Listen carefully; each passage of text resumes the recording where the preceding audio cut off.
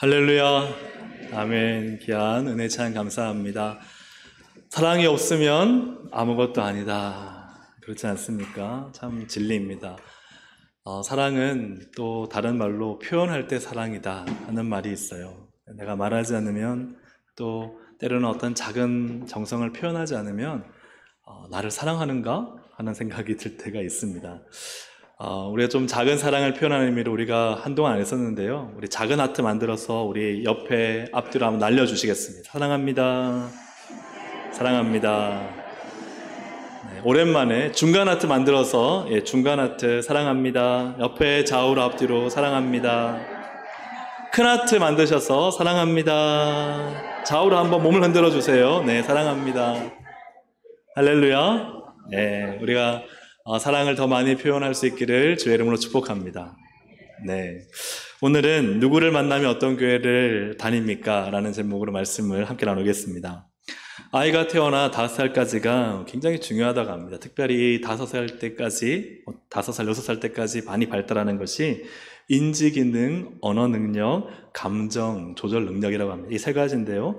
이때는 가르쳐서 되는 것보다는 환경을 만들어주는 게 굉장히 중요하다고 해요. 자연스럽게 그냥 경험되어지고 배워지는 환경을 만들어주는 게 중요한데, 특별히 인지기능을 위해서 우리 잘하는 아이들 신생아 때 태어나면은 천장에 매달아 놓잖아요. 아시죠? 모빌. 한번 화면 보시면 이런 모빌을 만들어서 아이로 하여금 계속 이 오감을 발달시켜주는, 그리고 그 외에도 아이들이 크면서 숫자판이나 블럭이나 놀이 등을 이렇게 노출시켜주는 게 인지 기능에 굉장히 중요하답니다. 언어 능력은요, 다음 장을 보시면 말을 많이 해주는 거예요.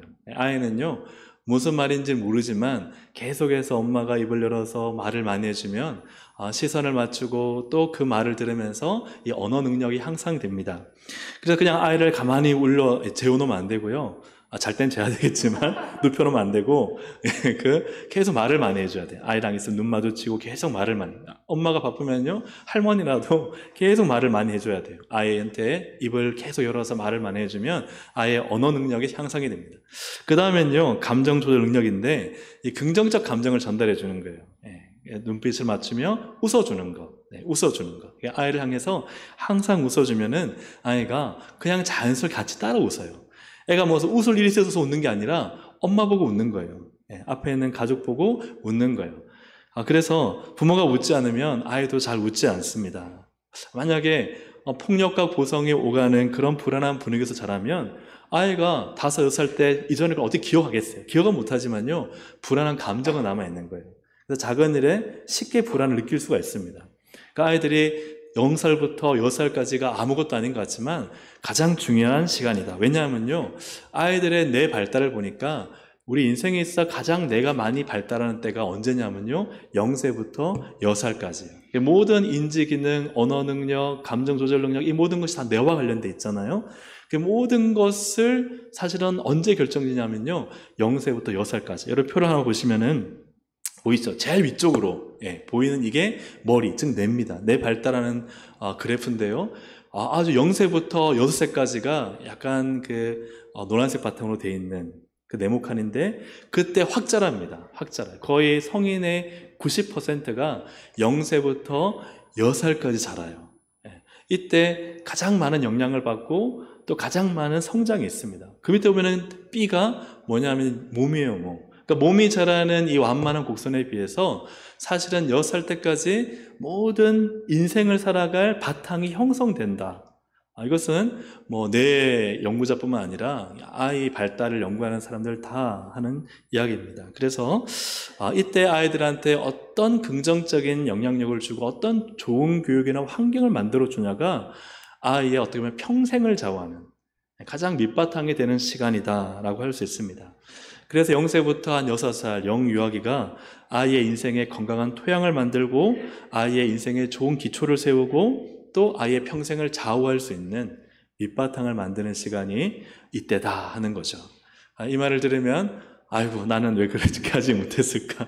나는 애들 다 키워버렸는데 라고 생각할 수 있겠지만, 그러나 또 손자나 혹은 주변의 사람들에게 이 좋은 정보도 알려주면 좋겠습니다.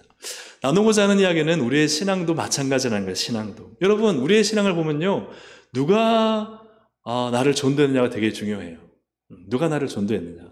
정말 기도 열심히 하고 신앙생활 모험이 되는 분이 나를 전도하면요, 그 모험에서 나도 배우면 따라가요. 또 어떤 교회를 다니냐가 또 중요해요. 어떤 교회를. 그 교회에서 내가 다 보고 배우기 때문에 사람은 정말 어떤 사람을 만나느냐, 또 어떤 환경에서 지내냐가 참 중요하다는 것이죠. 가정을 보더라도 부모의 신앙이 하나님 앞에 진실하고 말씀 중심으로 살고 그 성품이 훌륭하면요, 자녀들이 자라갈 때 그 가정에서 부모의 건강한 양분을 빨아먹으면서 아주 하나님이 기뻐하시는 온전한 신앙인으로 자랍니다. 아멘이시죠? 또 교회도 마찬가지입니다. 교회가 아이들이 그냥 교회를 다니는데요, 이 교회가 복음의 진리에 굳게 서 있고 어른들이 다 성령 충만하고 교사가 막 뜨겁게 사랑하고 헌신되어 있고 말씀에 순종하고 하나님 나라와 교회 일에 무엇보다 앞장서는 교회에 자라는 아이들은요, 어떻게 할까요? 똑같이 따라서 자라갈 거예요. 그래서 우리가 누구를 만나냐, 어떤 교회 속에서 자라가느냐가요, 그 신앙을 거의 대부분 다 결정한다는 사실입니다. 여러분, 너무 단순하게 생각해 본다면 그렇지 않겠습니까? 여의도 순복음교회 다니면요, 여러분 거기 다니면 일단 하나님 뜨겁게 체험합니다. 방언은 기본으로 받습니다. 여러분 그렇지 않겠어요? 다 그런 분을 만나고 다 그런 환경 속에서 신앙생활하니까. 예를 들어서 여러 가지 이런저런 일들도 있었지만 사랑의 교회에 간다고 생각해 보십시오. 사랑의 교회 나가면요, 제자 훈련 하나는 제대로 받아요. 제자 훈련 하나는. 그러니까 누구를 만나고 어떤 교회를 출석하냐에 따라서 그 사람의 신앙이 달라진다니까요. 신앙이 달라져. 어떤 부모, 어떤 성도, 어떤 교회가 되어야 될까? 오늘 이 부분을 우리가 함께 좀 나누기를 원하는데요. 첫째로 같이 한번 읽어보겠습니다. 시작.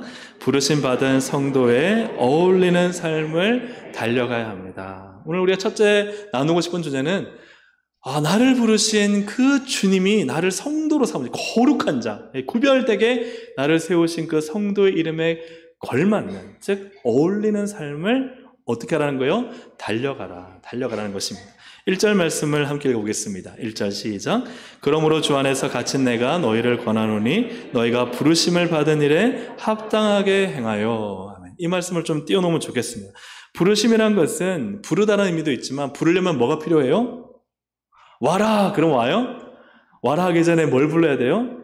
이름을 불러야 되잖아요. 아무개야 와라. 그러니까 이 부르다는 것은 부르다는 의미도 있지만 이름하다, 일컫다 그런 의미가 있어요. 하나님께서 우리를 성도라고 일컬어 주신 거예요. 이름을 성도라고 지어주신 거예요. 얼마나 놀라운 일입니까? 근데 그 부르심을 받은 일에 합당하게라는 것은 합당하게라는 의미도 있지만 좀 더 쉽게 표현하면 어울리게, 걸맞게 그런 의미가 있어요. 우리가 성도라면요, 성도에 걸맞게 살아야 됩니다. 하나님께서 특별하게 부르신 그 성도로서 살아가야 됩니다. 어울려야 돼요. 그래서 아무개 교회 집사입니다. 아무교회 다니고는 성도입니다. 그러면요, 진짜 어울린다. 할렐루야. 진짜 교회 다니는 사람 같다. 어울리는 삶을 살아야 돼요. 근데 그 말씀이요, 행하다, 합당하게 행하여야 할 때 이 행하여는 헬라어로 페리파테온데 이것은 어떤 의미냐? 주위를 두루 밟다, 걷다, 따르다는 의미가 있어요.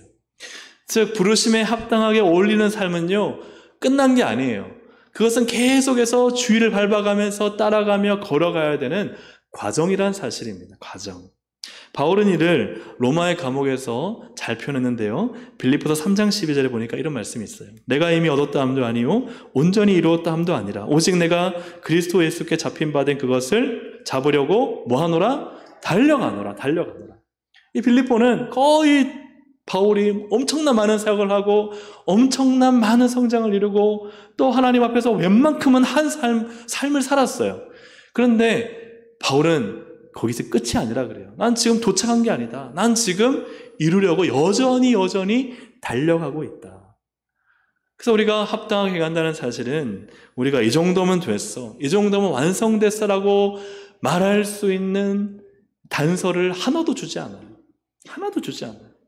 여러분, 성도는요, 달려가야 됩니다. 날마다 성도라는 이름에 어울리게, 내가 이 정도 배우고, 이 정도 공부하고, 이 정도 훈련받고, 이 정도 봉사하고, 이 정도 예배드리면 됐어 라는 순간 넘어지는 거예요. 우리는 끊임없이 나를 구별하여 부르신 성도라는 이름에 어울리는 삶을 살기 위해 여러분 노력하셔야 돼요. 부단히 달려가셔야 됩니다. 사랑하는 여러분, 날마다 달려갈 수 있기를 주의 이름으로 축복합니다. 이 정도면 됐어라는 착각 속에 빠지지 않고 어디까지 달려가야 되느냐? 주님은 우리로 하여금 도달할 수 없는 곳까지 달려가게 하셨어요. 예. 만약에 어느 교회 어느 목사님만큼만 달려가라 그러면 좀 쉬웠을 수 있어요.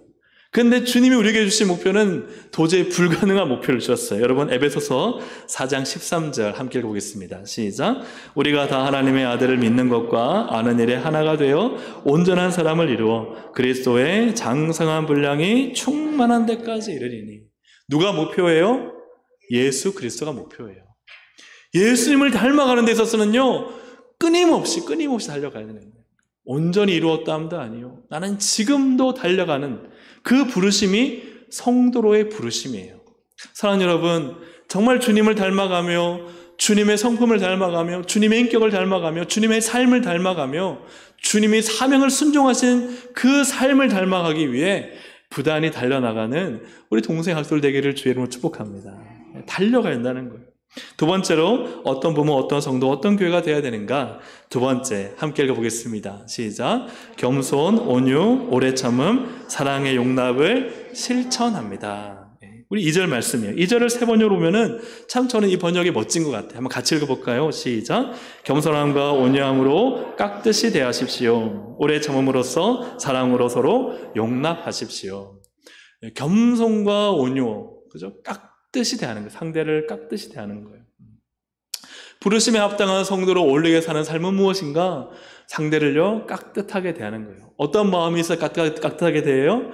겸손해야죠. 교만한 사람이 깍듯하게 대할 수 있나요? 불가능하죠. 온유해야죠. 오래 참음으로써 사랑으로 서로 용납할 수 있죠. 참지 못하면요, 용납이 안 되잖아요. 그죠? 용납할 땐 또 뭐가 필요해요? 사랑이 필요하잖아요.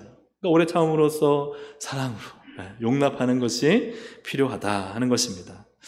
성도에 어울리는 삶은 우리가 딱 생각할 때 예배라 생각합니다. 물론 예배가 틀린 게 아니에요. 기도, 혹은 봉사, 직분 이런 것이 성도에 어울리는 삶이 아닐까, 부르심에 합당한 삶이 아닐까, 그것을 부정하는 것이 아니라 오늘 본문이 우리에게 얘기한 것은 무엇이냐? 당신이 부름받은 성도로서 정말 온전하게 어울리게 살아가려면 당신 깍듯하게 상대를 대하십시오. 당신 사랑으로 뭐 하십시오? 용납하십시오. 이게 중요하다는 거예요. 우리는 믿음이 좋다고 할 때 신앙의 행위를 생각할 때가 많습니다. 신앙의 행위로 판단하죠. 저분이요, 주일 예배만 나오는 게 아니라 수요일에 나오시네? 금요기도에 나오시네? 심지어 새벽기도가 나오시네? 야, 믿음이 좋은 분이야. 아니, 틀리지는 않습니다. 믿음이 좋으니까 또 나오죠. 그러나 우리가 판단할 때는 그냥 그 단면만으로 보고 행위로 보고 믿음이 좋다 아니다를 판단할 때가 많습니다. 어떤 때는요, 어떤 분이 교사하는데 교사 끝나자마자 찬양대하고 찬양대 끝나자마자 이런저런 봉사하면서 그냥 여기 본당에서 봤는데 식당에 보이고, 식당에서 봤는데 카페에서 보이고, 카페에서 봤는데 비전센터에서 보이고, 그렇게 열심히 하는 거. 믿음이 좋으니까 하는 거죠. 하지만 그러나 행위로서 우리가 믿음이 좋다라고 판단할 때가 참 많습니다. 때로는 어떤 분이 은사를 받았는데 방언도 하고 통역도 하고 영분별에 병 고치는 은사까지 했으면 우리가 믿음이 좋다라고 이야기를 하죠. 물론 그것이 믿음이 나쁘다는 얘기가 아닙니다. 그러나 오늘 본문이 우리에게 정확하게 얘기하는 것은 믿음이 좋은 게 뭐냐는 거예요. 믿음이 좋은 게 뭐냐? 정말 믿음이 좋은 게 뭡니까? 앞에 말했던 것처럼 예배를 잘 드리면 믿음이 좋은 겁니까? 봉사를 많이 하면 믿음이 좋은 겁니까? 은사를 많이 받으면 믿음이 좋은 겁니까? 오늘 본문은요, 믿음이 좋다는 것은 겸손하고 온유한 마음으로 상대방을 깍듯하게 대하는 것, 나보다 남을 더 존중하는 것, 낮게 여기는 것. 왜요? 예수님 닮아가니까. 예수님이 그렇게 사셨으니까. 믿음이 좋다는 게 뭡니까? 막 화내고 분내고 또 조금 더 참지 못하고 자기의 이기적인 독선으로 판단하는 것이 아니라 오래 참아서 사랑으로 용납하기 위해서 애쓰고 노력하는 것. 여러분, 그것이 믿음이 좋은 것이죠. 왜요? 예수님도 우리를 사랑으로 용납하시잖아요. 우리가 믿음이 좋다는 것은 뭔가 드러나는 행위로 그 사람의 믿음이 좋다는 게 아니라 그가 어떤 마음과 어떤 자세와 어떤 성품을 가지고 예수님을 닮아가며 살아가는가. 할렐루야. 그게 믿음이 좋은 거예요. 그 사람의 삶의 단면을 봐야 그분이 진짜 성도인지 아닌지 알 수 있는 거예요. 교회에 나와서 예배 한번 드리는 것으로 할 수 없습니다. 정말 그분이 세상 속에 들어가서 사람들을 대할 때 어떻게 대하느냐. 교회에서는 공손한데 밖에 나가서는 거칠게 말을 하고 함부로 사람을 대하면요. 과연 주님이 기뻐하실까? 그죠? 사랑하는 여러분, 정말 믿음이 좋은 사람은 누구일까를 우리가 잘 생각해 보길 원합니다. 좀 극단적인 얘기긴 한데요. 이렇게 한번 비교해보면 좀 쉬울 것 같습니다. A라는 성도분은 예배를 안 빠지고 봉사를 많이 하는데 이분은 거만해요. 거만하고 자기를 과시하고 난폭하고 조급하고 독선적이어서 누구도 용서하지 않습니다. 근데 B라는 분은 A 성도만큼 교회를 나오지는 못하지만 또 많이 봉사하지 못하지만 늘 겸손하고 온유하고 상대를 깍듯하게 대하고 오래 참으면서 사랑으로 용납합니다. 여러분, 누가 믿음이 좋은 성도입니까? 누가 믿음이 좋은 성도인가요? 정말 주님이 기뻐하시는 진짜 성도는 과연 누구일까요? 사랑하는 여러분, 믿음이 점점 좋아져 가시기를 주의 이름으로 축복합니다. 왜 기도를 합니까? 왜 예배를 드립니까? 왜 봉사를 합니까? 그것은요, 주님 닮아가는 거잖아요. 주님처럼 살아가기 위해서잖아요. 정말 오늘 이 예배를 통해, 말씀을 통해, 오늘의 헌신을 통해 주님을 더욱 닮아갈 수 있기를 주의 이름으로 축복합니다. 내가 뭐 이것 좀 했다고 그거 자랑하고 과시하고 어깨에 뽕 넣지 마시고 네. 뽕 빼고 주님 앞에 겸손하게 서는 우리 모두가 되기를 소망합니다. 독선적으로 내가 올려 네가 그러냐 싸우고 자기를 주장하는 자가 되지 말고 오래 참음으로써 사랑으로 용서하기 위해서 애쓰는 우리 모두가 되기를 주님의 이름으로 간절히 소망합니다.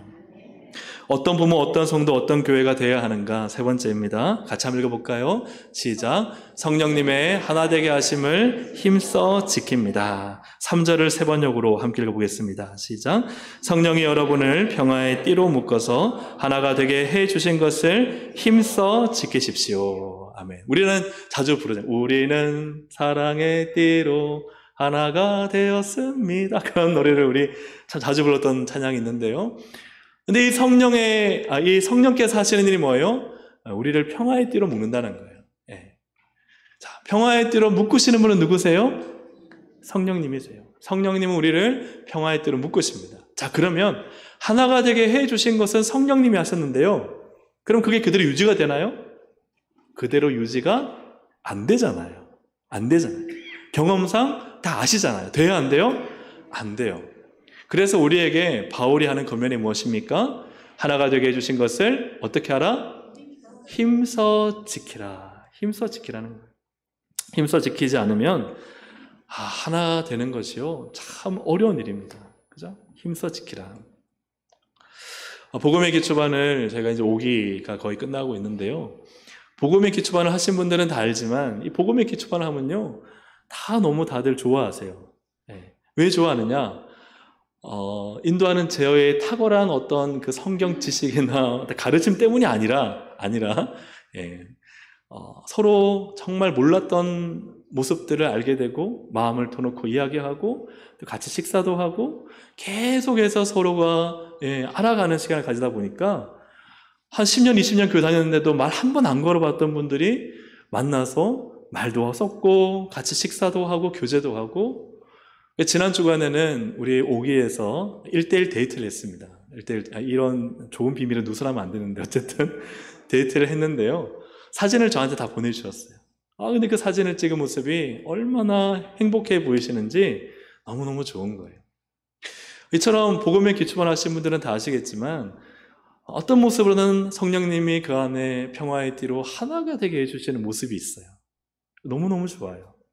근데 제 안에 더 바람이 있다면 힘써 지키는 게 필요하다는 생각이 들어요. 그래서 어떤 권사님들은 물어보세요. 저희가 다시 모이면 왠지 교회에 당을 짓는 것 같아서 모이기가 조심스러워요. 아니라고, 모이시라고요. 모이세요. 괜찮습니다. 모이세요. 당 짓는 거 아니에요. 믿음 안에서 교제하고 서로 알아가는 노력이 필요해요. 왜요? 힘써 지켜야 되니까요. 근데 예를 들어서 복음의 기초반 11주 동안은 열심히 하나가 되었는데 그 다음부터 힘써 지키는 게 없어요. 서로의 마음을 터놓는 시간도 없고 그때의 뜨거운 사랑도 식어버렸어요. 노력하지도 않아요.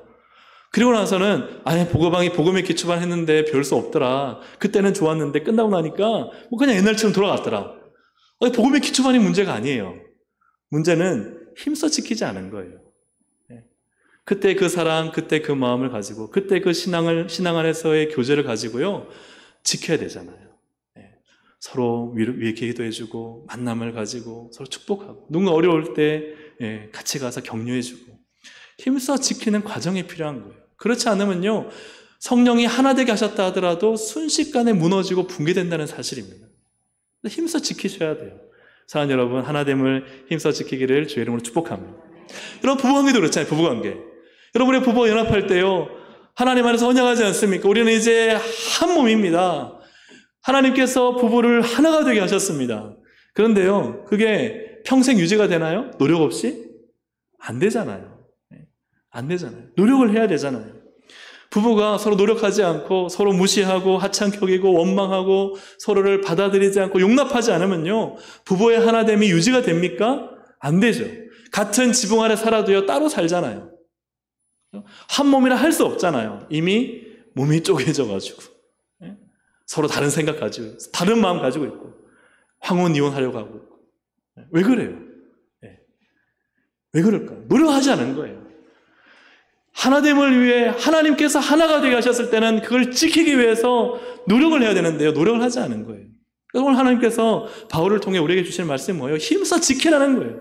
하나님 우리 가운데 함께해서 교회를 하나 되게 하신다. 어떻게 해야 돼요? 힘써 지켜야 돼요. 노력하셔야 돼요. 일부러 만남을 만나셔야 돼요. 밥 한 끼 사셔야 돼요. 차 한잔 하셔야 돼요.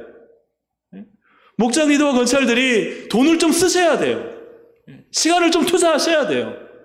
하나가 되기 위해서 노력을 해야죠. 전도회에서요 모임을 가지셔야 돼요. 행사를 계획하셔야 돼요. 주일학교 부서에서요 가만히 있으면 안 돼요. 하나가 되기 위해서 아이들을 불러 모으고 떡볶이를 사주셔야 돼요. 그래야 힘써 지켜지죠. 힘써 지켜서 하나가 되죠. 근데 그런 거 하지 않으면 그냥 하나님 우리는 사랑의 뜰 하나가 되었습니다. 하나가 아닌 거예요. 하나가 안 된 거예요. 하나로 지켜지지 않은 거예요. 가족이 하나가 되려면요 아버지가 시간 내서 가족을 데리고 뭐 캠핑을 가든지 아니면 밥 한 끼를 먹든지 뭔가를 해야 되잖아요. 뭔가를 해야 되잖아요. 하물며 어머니가 진짜 맛있게 밥 한 끼 잘 준비해서 야, 뭐 당신 이런 반찬을 할 줄 알아? 엄마 이런 음식은 도대체 어디서 나온 거예요? 뭔가 가족들을 이 식탁으로 불러 모아서 뭔가 마음이 열리는 그런 엄마의 노력과 수고가 필요하잖아요. 그래야 하나님을 지킬 수 있는 거 아닙니까? 사랑하는 여러분, 힘써 지키시기를 주의 이름으로 축복합니다. 교회 저절로 되는 거 아닙니다. 교회 저절로 하나 되는 거 아닙니다. 힘써 지켜야 돼요. 먼저 인사 받아야지. 저 사람 나한테 인사 안 하네? 라고 생각하지 마시고 먼저 가서 인사할 수 있기를 주의 이름으로 축복합니다. 먼저 가면 어때요? 꼭 아이가 와서 인사해야 되나요? 가서 먼저 인사하고 축복해주고 성김을 받으려 하기 전에 먼저 섬길 수 있는 우리가 되기를 축복합니다. 저도 잘하는 거 아니에요. 잘해서 드리는 말씀이 아니라 우리가 이게 지키는 게요 힘쓰라 했어요. 힘써라. 그냥 지켜줄 수 있는 게 아니라는 거예요. 우리의 본성상 지키기가 어려워요? 쉬워요? 어렵다는 거예요. 그러니 바울이요 힘쓰라는 거예요. 이게 힘쓰지 않으면 의식하고 생각하고 노력하고 하지 않으면 이게 잘 안 된다는 거예요. 그럼 그렇지 않습니까? 사실 그렇잖아요. 뭔가 대접하는 거요 내가 대접 이 정도 해줬는데 받기를 원하잖아요. 그죠? 인사도 내가 좀 왜 나한테 인사 안 해? 라고 생각하지 내가 인사 못해서 미안합니다 이렇게 생각하지 않잖아요. 그러니까 참 이것은 힘써야 되는 부분이에요. 우리 모두가 다 마찬가지예요. 여러분 작은 힘이라도 우리가 조금씩이라도 써갈 수 있기를 주의 이름으로 축복합니다. 그래서 오늘 말씀을 통해서 우리가 부르심에 합당한 성도로 어울리는 정말 목사님, 정말 장로님, 집사님, 권사님, 성도님 뭔가 우리가 참 어울리는 삶을 살아가려면요 오늘 본 말씀은 우리에게 뭘 이야기하느냐? 겸손과 온유로 깍듯하게 대하고 오래 참음으로 사랑으로 서로 넓게 용납해주고. 그런데 그것은 성령이 우리를 그렇게 하나 되게 하셨지만 그냥 되는 게 아니라, 저절로 되는 게 아니라 힘써 지키고, 이것을 통해서 참 좋은 성도, 좋은 부모, 좋은 교회가 되는 줄로 믿습니다. 그러면 우리 안에서 자라나는 아이들, 자녀들이, 다음 세대들이요, 얼마나 건강하게 잘 자랄까요? 오늘 이 말씀을 토대로 해서 우리 좀 실제적인 이야기들을 좀 나누려고 해요. 몇 가지 조사한 내용들을 좀 나누면서 이것은 한국교회 전반적인 사실은 상황입니다. 이것을 우리가 어떻게 교회가 문제라기보다는 정확히 인식하고 우리가 정말 이것의 중요성을 가지고 좀 교회의 변화가 곧 다음 세대의 부흥인 줄로 믿습니다. 함께 우리가 좀 나누기 원하는데요. 청년들이 오늘날 교회를 많이 떠나는데 복음화율이 5%도 안 된다고 해요. 10명 중에 1명도 안 믿는 거예요. 맞죠? 그러니까 참 복음의 불모지, 우리 다음 세대는 그런 상황 가운데 있습니다. 기독 청년 700명을 설문조사했는데 한번 띄워주시면 어떻게 출석 교회를 다니게 되었느냐 물어보니까 한번 띄워주시면 계속 눌러주세요. 가족이 77.4%. 가족의 영향력, 부모의 영향력이 굉장히 지대하다는 거죠. 친구나 지인이 17%. 그런데 가족 중에 누가 가장 많은 영향을 끼쳤느냐 할 때 60%가 부모라는 거예요. 부모. 그러니까 부모가요, 자녀를 신앙 양육해야 한다는 거. 이게 너무 중요하죠. 그 다음에 우리가 가나안 성도 아시죠? 거꾸로 하면, 가나안을 거꾸로 하면 가나안 거꾸로 안 나가. 네. 교회 안 나가는 성도들이 왜 교회를 안 나가요? 청년들한테 물어봤어요. 왜 청년들이 교회를 안 다닙니까? 옛날에 교회를 다녔던 청년들이 왜 안 다니냐? 보니까요, 23.3%가 교회 지도자들의 언행이 맞지 않다. 말과 행동이 다르다는 거예요. 이게 23%고요. 교인 간에 사랑 없는 형식적 관계다. 보기에는요, 서로 막 사랑하는 것 같지만 실제로 보니까요, 서로 사랑하지 않는 거예요. 막 이기적이고, 남의 욕하고, 이런 상황. 사랑하지 않는 관계다. 시대의 흐름을 쫓아가지 못하는 고리타분함. 지금 시대는 얼마나 빨리 변했습니다. 근데 교회는 정말 안 변하잖아요. 잘 안 변하잖아요. 이 진리를 변화시키는 게 아니라, 진리는 변하면 안 되죠. 시대에 맞게끔 교회의 생각과 의식과 개혁 속도가 빨라야 되는데 개혁 속도가 안 일어나는 거예요. 이런 고리타분함, 이게 너무나 빠른 시대, LTE 시대를 살아가는 청년들에게 우리는 아직 2G폰 쓰고 있는 거예요. 교회가 2G폰, 3G폰도 아니에요. 5G폰, 2G폰 쓰고 있으니까 이게 사실은 이 밖에서 막 직장 다니고 회사 다니고 막 빠르게 돌아가는 청년들이 딱 교회 와서 보면요, 이게 간격이요 엄청난 거예요. 그 다음에 마지막으로 교회 지도자들의 권위주의적 태도. 이 권위는 필요합니다. 하나님은 목사에게 또한 교회 직분에 권위를 주셨어요. 권위는 인정하고 그 권위를 적절하게 사용해야 됩니다. 하지만 권위주의적 태도, 이 권위주의는 게 뭐냐? 쉽게 말하면 권위를 힘으로 가지는 거예요. 권위를 섬기는 것으로 사용하지 않고 권위로 섬겨야 되는데 권위를 힘으로 삼고 살아가는 거예요. 권위를 명예로 삼고 권위를 힘으로 삼고, 그게 권위주의죠. 이런 행태를 보니까요, 이제 청년들이면 눈이 반짝반짝 뜨이잖아요. 교회 보니까 안 나가고 싶은 거예요. 그래서 가나안 교회 성도들이 오늘날 한국 안에 한 200만 정도 된다 그래요. 엄청나게 많죠. 엄청나게 많습니다. 그래서 반대로 교회를 출석하는데, 그러면 교회를 출석하고 있는 청년들이 당신은 왜 교회 출석에 만족하냐 물어보니까요, 교인 간에 진정성 있는 관계와 교제가 있다. 우리 교회는 너무 뜨겁게 사랑한다. 서로 마음을 열고 대화한다. 교회 가면 다 내 마음 알아주고 내 마음 이해해주고 마음과 마음이 통한다. 소통이 되는 거죠. 이것이 33% 가장 많았습니다. 두 번째로는 교회가 이 지역의 사회적 역할을 잘 감당한다. 정말 사랑한다고 말하지 않고 사랑을 실제로 실천한다. 이것이 31%였습니다. 또 교회가 영적인 답을 준다. 우리가 인생을 살아갈 때 필요한, 말씀을 통해 필요한 답을 얻는 거예요. 그것이 27%였습니다. 이러한 그 설문조사를 통해 본다면, 화면을 바꿔주셔야 됩니다. 신앙은 스스로 만들어지는 게 아닙니다. 신앙은 다 청년들이요, 교회가 어떤 곳인지, 교회 주도자들이 어떤 삶을 살고 있는지 지금 다 보고 있다는 거예요. 보고 있다는 거예요. 그리고 교회에 주는 메시지가 나의 실제 생활에 도움이 되는지 안 되는지를 다 원한다는 거예요. 원한다는 거예요. 그러니까 우리 교사들도요, 아이들한테 정말 실질적인 메시지를 주기 위해 이 아이들의 필요와 삶에 맞는 눈높이씩 맞춤 말씀을 전할 수 있도록 기도하고 준비하고 부단히 애를 써야 됩니다. 옛날 나 어렸을 때 들었던 말씀 가지고 그것도 한두 번 우러먹어야지. 지금 내 안에 말씀이 없고 지금 내 안에 생명이 없는데 어떻게 아이들한테 지금 필요한 말씀을 줄 수가 있겠어요? 여러분, 우리 아이들과 자녀들과 우리의 다음 세대는요, 청년들은요, 우리를 보고 있습니다. 부모를 보고 있어요. 그들이 왜 떠나갑니까? 하나님이 없다고 떠나가는 게 아니에요. 교회를 보니까 쉽게 표현하면 꼴 보기 싫은 거예요. 이게 진리와 살아가는 삶이 다른 거예요. 그러나 교회를 다니는 청년들의 이유는 뭡니까? 그게 일치하는 거예요. 하나님 말씀대로 정말 살아가는 거예요. 그 모습이 교회 안에 보이는 거예요. 또 다른 조사도 한번 보시면 이게 다른 조사입니다. 너무나 많은 조사가 있지만 몇 가지만 보여드리는데요. 자, 1번입니다. 한번 띄워주시면, 최근 한국 교회에 많은 청년들이 교회를 떠나고 가난한 성도들이 되는 현상들이 일어나고 있습니다.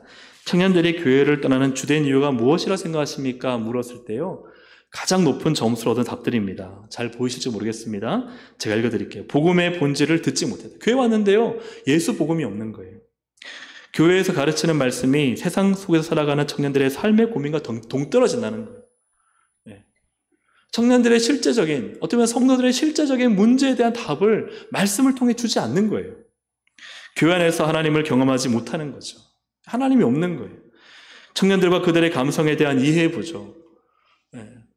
청년들을 정말 마음을 열고 다가가서 그들의 마음과 삶을 읽어내지 못한다는 게 청년들 뿐이겠습니까? 우리 성도들에게도 마찬가지일 수 있죠. 교회의 비상식적인 모습.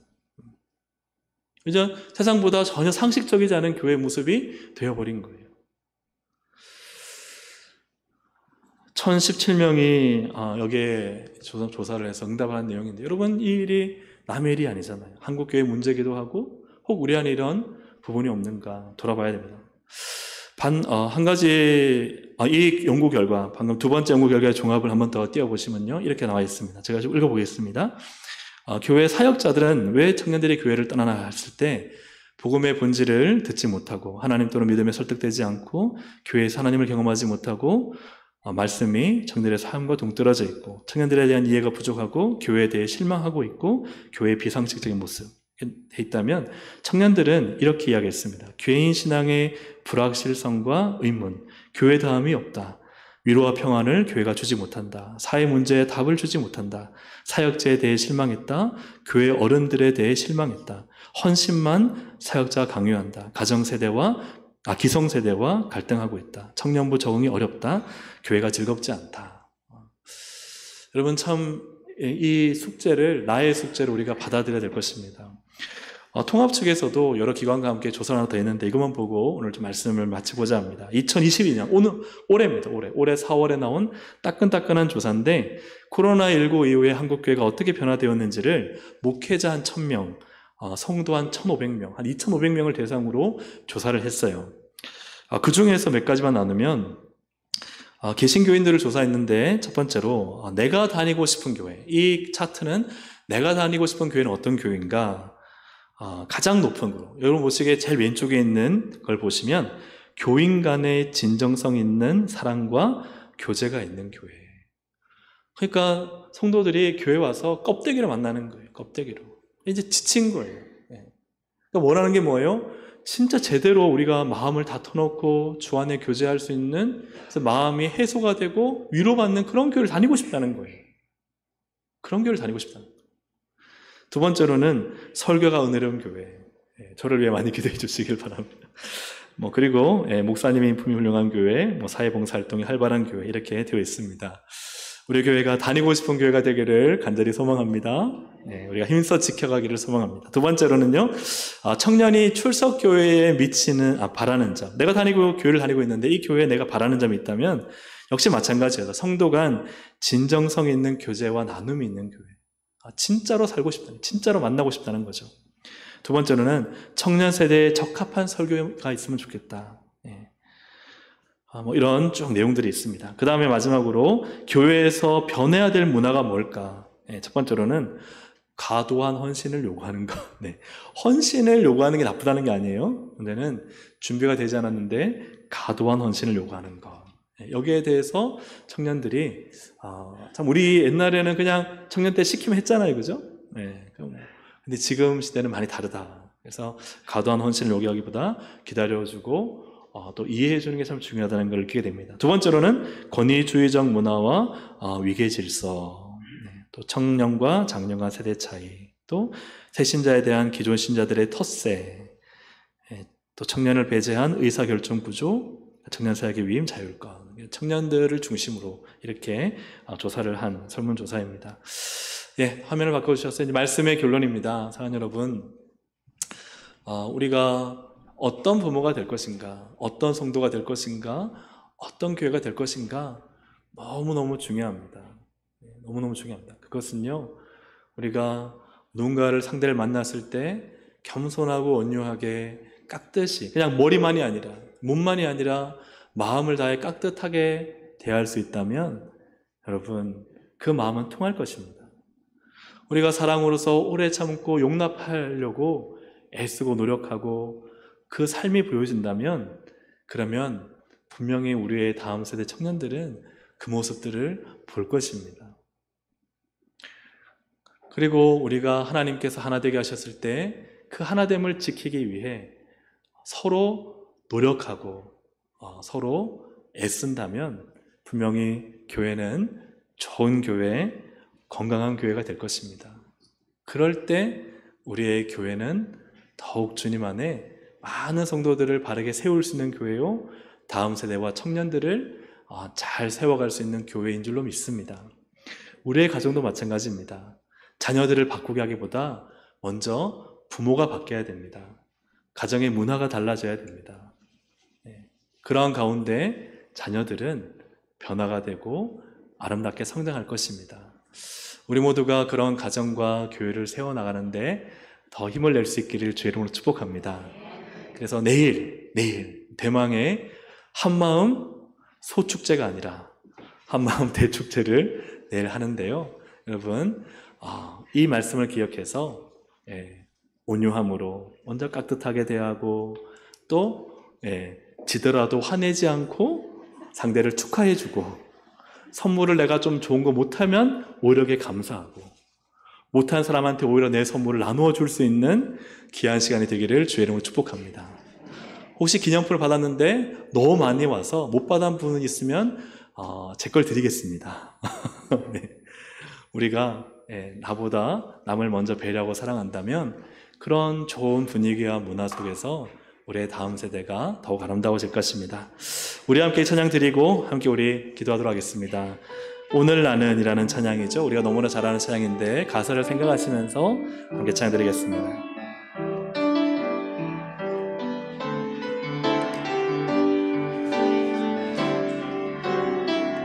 내가 먼저 손 내밀지 못하고 내가 먼저 용서하지 못하고 내가 먼저 웃음 주지 못하고 이렇게 머뭇거리고 있네. 그가 먼저 손 내밀기 원했고 그가 먼저 용서하길 원했고 그가 먼저 웃음 주길 원했네. 나는 어찌 된 사람인가.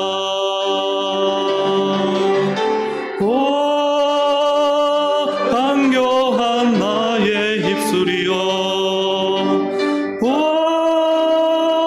공존한 나의 마음이여, 왜 나의 힘은 사랑을 말하면서 왜 나의 마음은 화해를 말하면서 왜 내가 먼저 져줄 수 없는가? 왜 내가 먼저 손해볼 수 없는가? 오늘 나는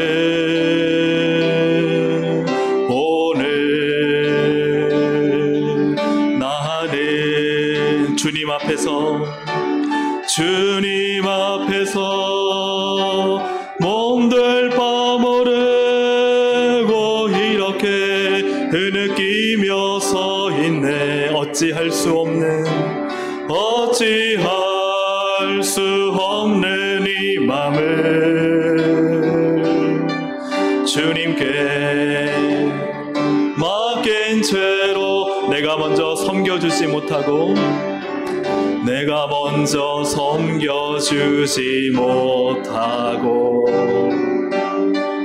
내가 먼저 이해하지 못하고 내가 먼저 높여주지 못하고 이렇게 고집 부리고 있네. 그가 먼저 섬겨주길 원했고 그가 먼저 섬겨주길 원했고 그가 먼저 이해하길 원했고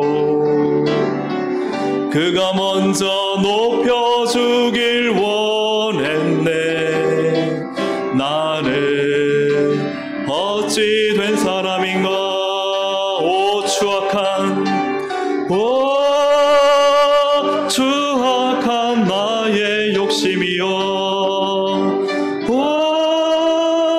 서글픈 나의 자존심이여, 왜 나의 힘은 사랑을 말하면서 왜 나의 힘은 화해를 말하면서 왜 내가 먼저 져줄 수 없는가? 왜 내가 먼저 손해볼 수 없는가? 나는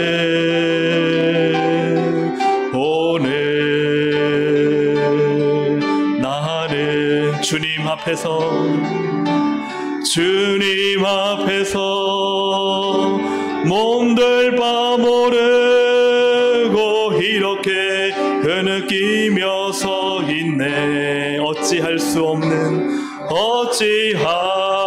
수 없는 이 맘을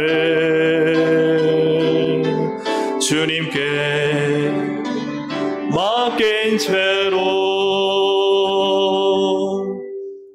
함께 오늘 말씀을 생각하면서 기도하겠습니다. 함께 우리 주여 한번 부르기도 합니다. 주여. 하나님 아버지 기도합니다. 하나님, 내가 먼저 손 내밀지 못하고 먼저 용서하지 못하고 먼저 웃음 주지 못하고 머뭇거리는 나의 모습을 보게 됩니다. 먼저 섬기기보다 이해하기보다 높여주기보다 고집 부리는 나의 모습을 보게 됩니다.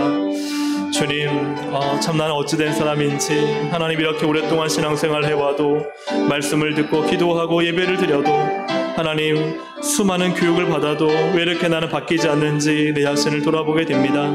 주님 앞에서 몸둘 바 모르고 나의 연약함, 나의 어리석음, 나의 부족함, 나의 고집스러운 마음, 나의 머뭇거림을 고백하오니 주님 맡깁니다. 도와주십시오.